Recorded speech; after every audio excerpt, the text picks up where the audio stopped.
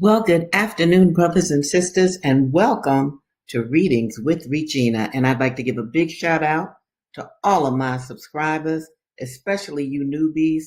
Thank you for being here with me. Thank you for supporting Readings with Regina. Now, today is going to be a little bit different. I wanted to take the opportunity to review some of the books that we have read since January 14th, 2025, when I started this series. You see, in order for information to stay inside of your mind, you must repeat it. You must go over it. Okay? That is a way of building mental clarity. That is a way of giving you key points from the literature, which is what I want to do for you. Now, because of that, I want you to get a notebook. I want you to get a pen. I want you to get any instrument that you can use to write, not record, write down some of the key points that I'm going to share with you today from the books. And also, I want you to write about how you felt about the particular books that we have read during this series. Write about them, date them. And let me just share this with you before I get started. Letters from the 18th, 19th, 20th century, scholars use those in making their points about different perceptions and insights on whatever subject that they're writing about. Write about yourself.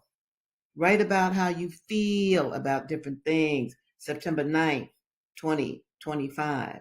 Look at your world. Look at your world intimately. Look at your individual world and look at the outer world as it affects Black people. That is crucial. And let me just show you before I actually get into the books. The kind of books I used to use when I was in school. I wanted to, I guess always feel like a poet because that's what I am. Boom. And so what I would do, and this book is from the 1980s. I know many of you weren't even around. You hadn't even come to Earth, okay, during that time period. Do you see my writing? I know it gets darker when I put this up like this, but you see my writing. This sketchbook is from the 1980s. And what I did, I was going through school. I had children. I had a husband who was ill. Vietnam. You dig? Wars are hell. In any event, I even listed all of the books that are in this one book. Okay? And I would carry this book, my sketchbook, I'd carry it to class. And that's how I took notes, things that were important to me. And I did this even in the 90s because I was still in school. Lord have mercy. These are notes from one of my books.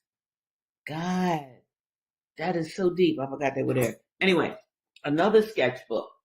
This one is from the 90s. And again, yep, I got all the books in here.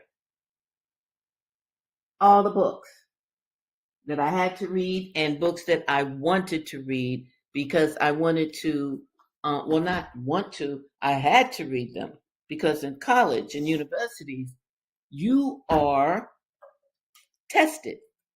So I needed to have plenty of notes because I knew I was going to be tested. I knew I would have to write papers. Now, Readings with Regina, you don't have to write papers.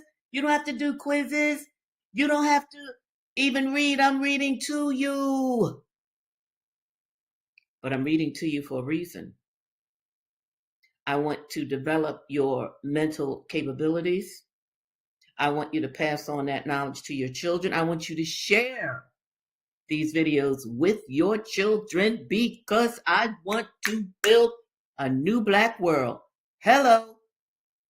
So let us begin with the first book that I introduced to you in Readings with Regina. Murder Incorporated by Mumia Abu Jamal. and Stephen Victoria.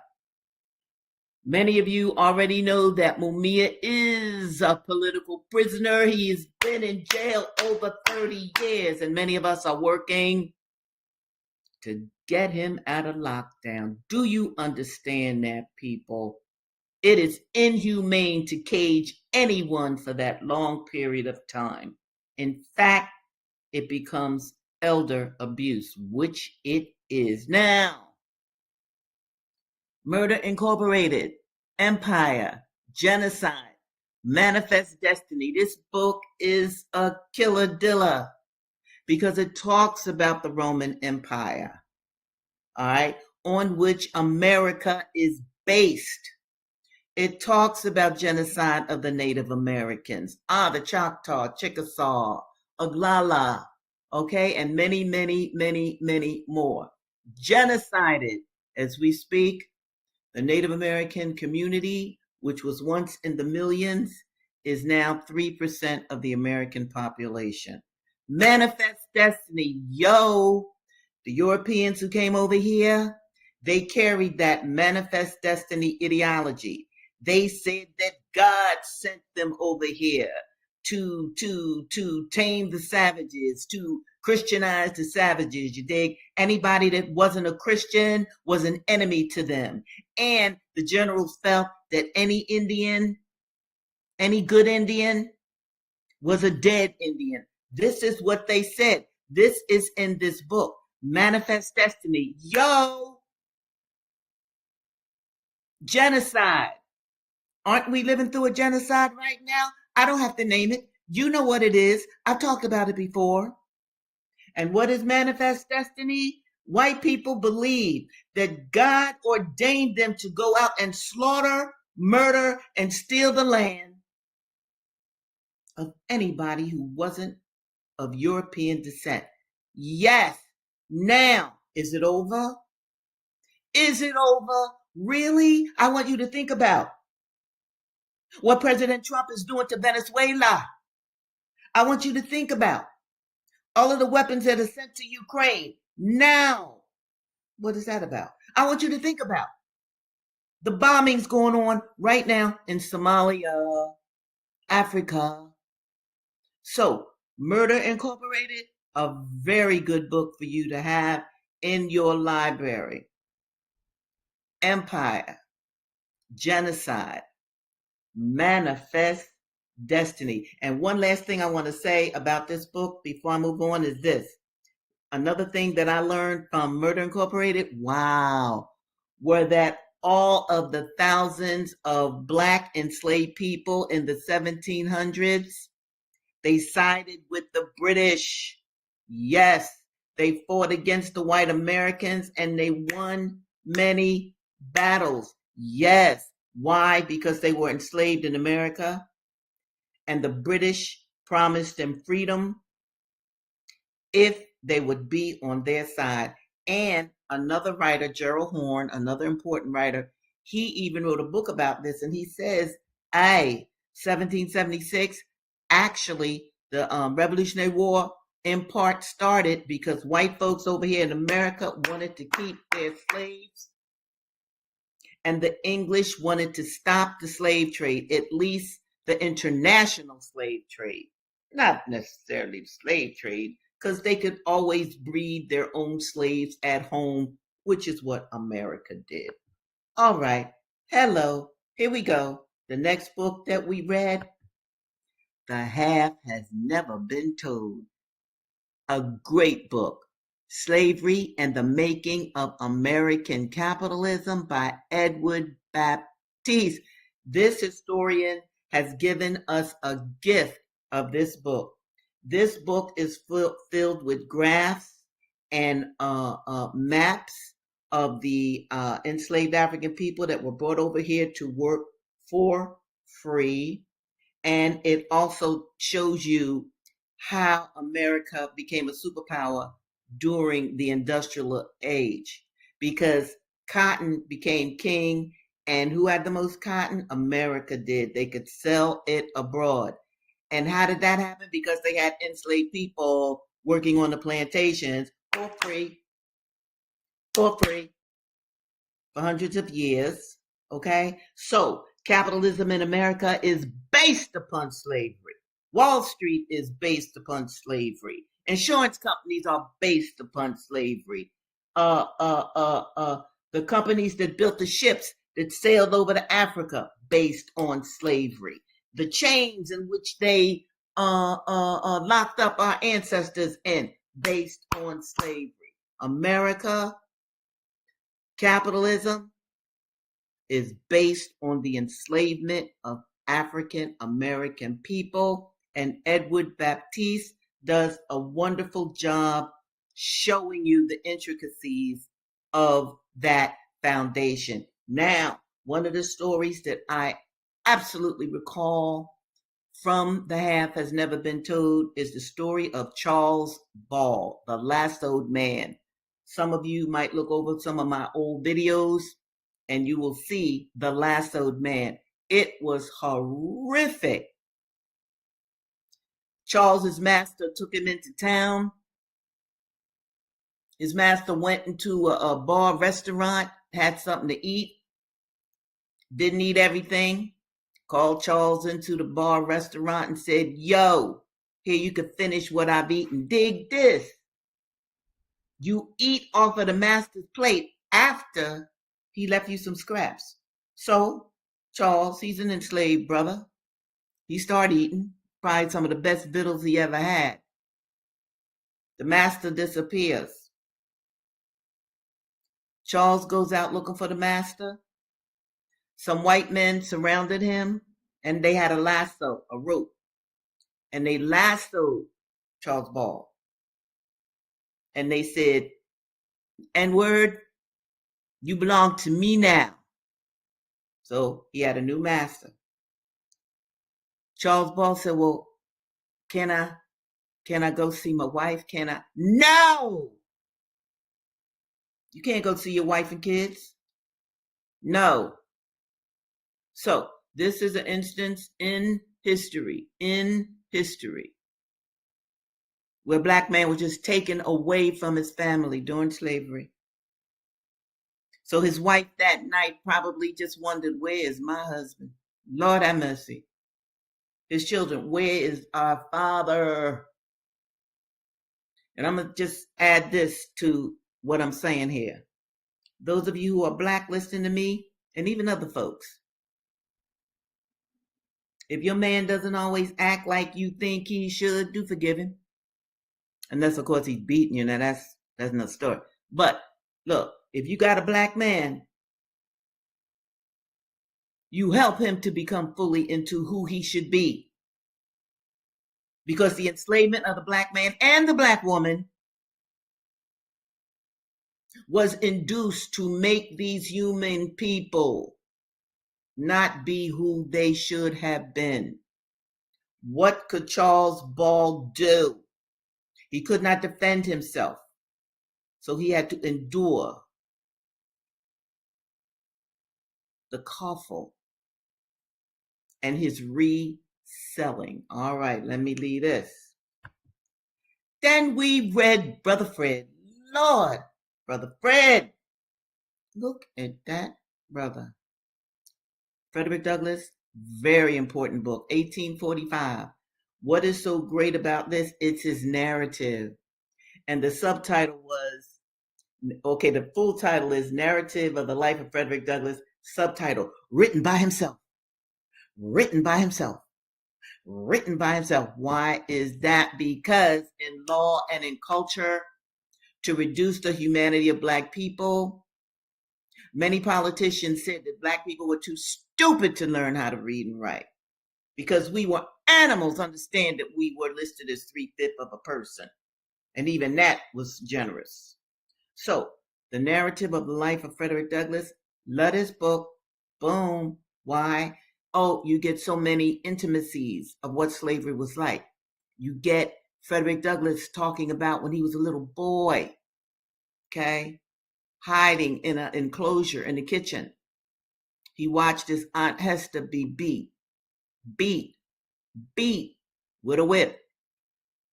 He watched, now remember that 19th century women they had clothing from their neck down to their feet. Well, his master pulled down this girl's dress, exposing her intimacies up top, her breasts, and he whooped her and whooped her and whooped her. Frederick Douglass is a little boy. What can he do to save his aunt whom he loved? Nothing.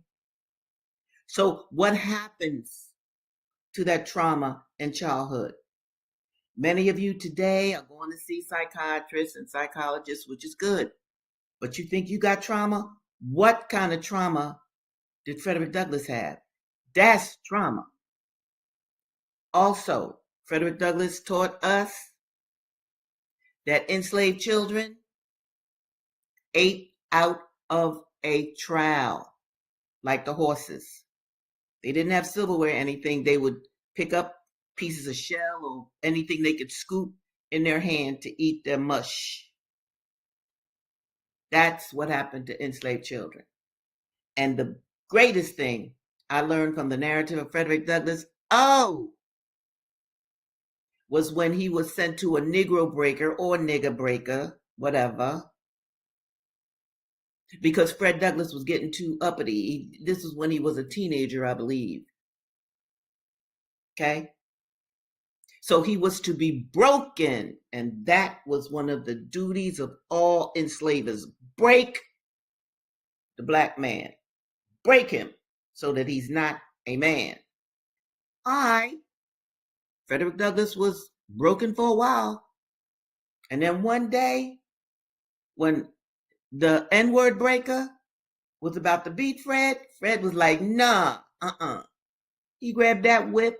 He beat the heck out of Mr. Covey. Now, that's one of the greatest points in the narrative of Frederick Douglass for me. Now, some of you listening to me, you might have other points that really stuck out that you want to write about. And I want you all to comment. Make a comment about what important point you learned from the narrative, from the half, from Murder Incorporated. Write those comments so that I can see them. I'm giving you my ideas of what were some of the greatest points in these books. You might have others. And if you do, I want you to share them with me. I want you to share them with other people who do come across my videos. So this is the narrative of Frederick Douglass. Very important book, 1845.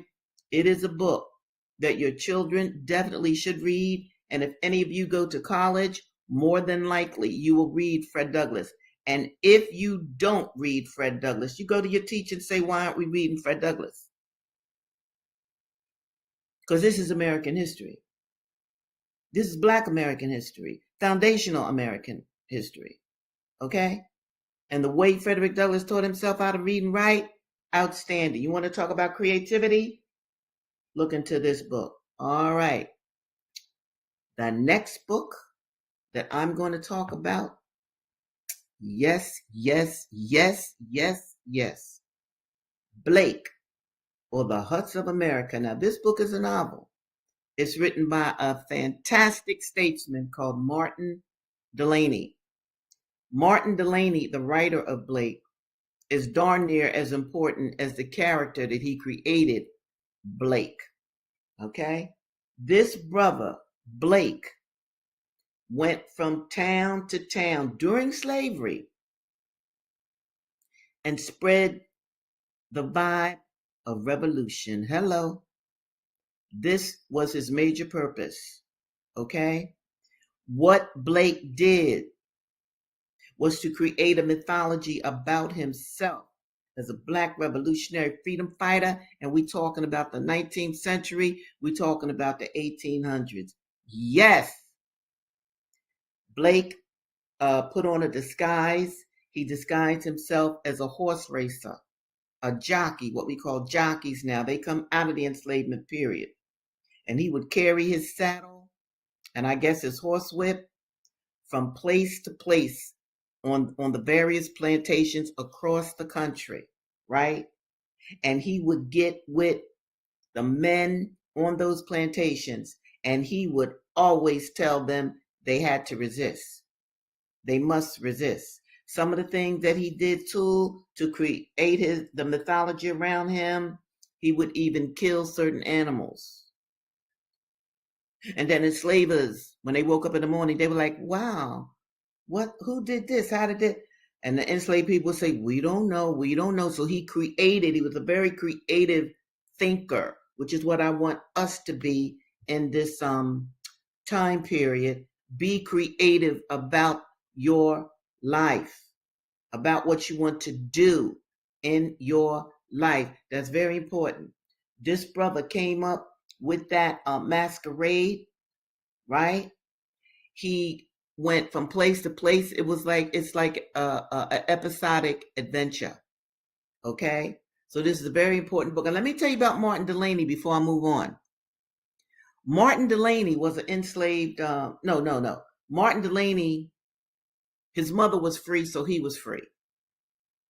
But of course, free black men and women during the enslavement period, they faced awful segregation. Terrible. So Martin Delaney wanted to be a doctor. You dig? So you know what he used to do?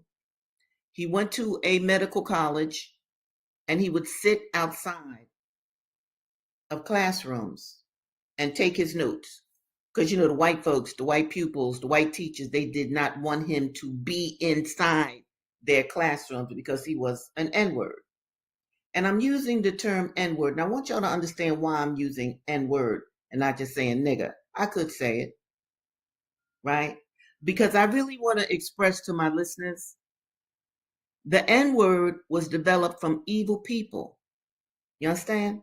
So almost every time you use that word or even hear it in music or whatever, you are cursing yourself. So why use it? Now, if it's in the text, when I'm reading from certain books from that period, yes, I'm going to say it because it was used. But now that we're in the 21st century, do we really need to use that? All right. I got a comment. Let me put this up here. Yes. Sharice. Okay, it's one of the very first. Yeah, okay, cool. Cool. Now check this, Sharice, though. Now they're calling it science fiction. I contend that this kind of character certainly could have been on Earth. So it could be a cross even between science fiction and reality. Black people were very creative. They want to take the revolutionary spirit out of our brother Blake by saying that it is science fiction. Beware of that, my good sister. All right, where am I? Next book, The Narrative of William Wells Brown. Another important book written by an enslaved male, just like Frederick Douglass was. Frederick Douglass was written in 1845. This book was written, I believe, around 1850 something or other. William Wells Brown. Now check this out. He was owned by his uncle. He was enslaved by his uncle. So then that means that William Wells Brown's mom was a sister to her enslaver. You see? Because enslavers had lots of black kids. Now, hey, I've done shows on that. Yes, the rape of the black woman was just prevalent. You could buy a woman and do whatever you wanted to do with her. You could buy a child. Pedophilia. Do whatever you wanted to do with that child. All of that was in Blake as well. The auctioning, the raffling of a baby girl. All of this kind of indecency, immorality went on when white people owned black people in America. So the narrative of William Wells Brown He was owned by family members, and when one of his family members, who his uncle, who was also his master, needed money, you know what he told young William? Go out and find somebody who wants to buy you. He thought he was being humane by not putting William on the auction block. Can you imagine that? So he told him to go out and find somebody to buy him. William got with his mother. He begged his mother to come with him, and they did escape the plantation, but they were caught. This is a harrowing novel, but it's not a novel, I'm sorry, narrative. Like with the narrative of Frederick Douglass, William Wells Brown did escape bondage again because he was owned by several different people. He did finally escape. He lived in the woods. He lived off the land. He darn near had pneumonia. And he was spotted by, or he reached out to, because he was dying in the woods. He reached out to a gentleman. He used his intuition. And the gentleman was a Quaker who took William Wells Brown in. Yes, he did. He was so kind to William that William even took on his last names, Wells Brown. So the narrative of William Wells Brown, similar to the narrative of Frederick Douglass, two very important books. Why is that? Because they deal with the slavery forthrightly. Both of these writers were enslaved brothers. Okay? This is not a novel, it is a narrative. And both of these men, Frederick Douglass, William Wells, they escaped and made it to what I would call quasi freedom. Because Black men and Black women have never been fully free in this country. Okay? And by the way, the people who went after runaways, the enslaved people called them paterollers. And I'm sure that you know who the paterollers evolved into today. The paterollers became today's police. You want to understand the roots of police brutality? You want to understand why white policemen and Black who are imitating their white brothers and sisters, they will kill, beat, shoot Black people. And I'm not talking about Black people even committing crimes. Okay? If the police, I don't have to tell you about Tamir Rice, the child, Eric Gardner. I don't have to tell you about the host, Sandra Bland, hung herself. She hung herself.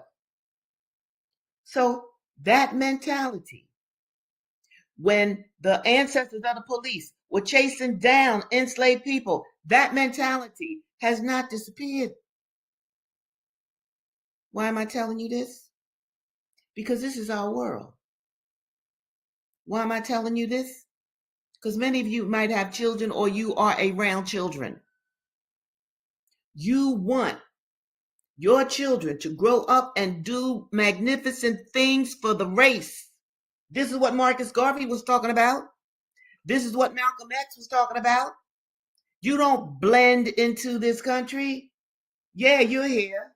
You follow its rules, but you don't blend into the image of white men and white women.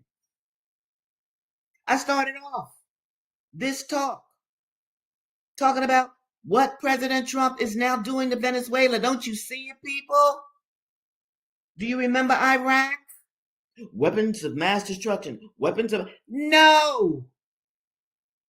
that wasn't true. The United States overturns, disrupts, tries to take over other countries just like their ancestors did back in the 16th, 17th, 18th century when genocide was committed on the Native American people. So I don't want your children to just play and look at TV and that. No, I want your children to learn economics. Yes, if you can help them with that, find somebody who can. There are people on. Richard Wolff he's a very good economist. Okay, what's his name? Jeremy Sachs or Jeffrey Sachs. Very good economist, and he's a white man. They're right on YouTube. Look at some of what they have to say. Have your children listen. I want your children to know how to nation build. I want your children to know how to nation build. I want your children to know how to nation build, to learn how to build cities, to learn how to build houses. Yes, you do not want your children to just look for a job, be a consumer.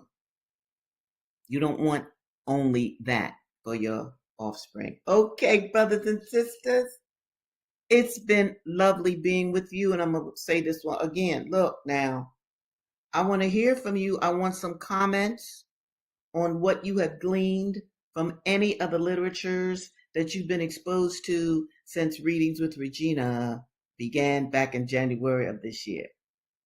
So, I'll be back on Thursday and I'm going to finish up with the books that we've read because you see I haven't gotten to all of them. And so I want you to have your notebooks ready, take notes, and bring notes and share those in the commentary section. All right, brothers and sisters. Y'all take care. Know that I love you. Know that I pray for you every morning and every night. And I will see you again on Thursday.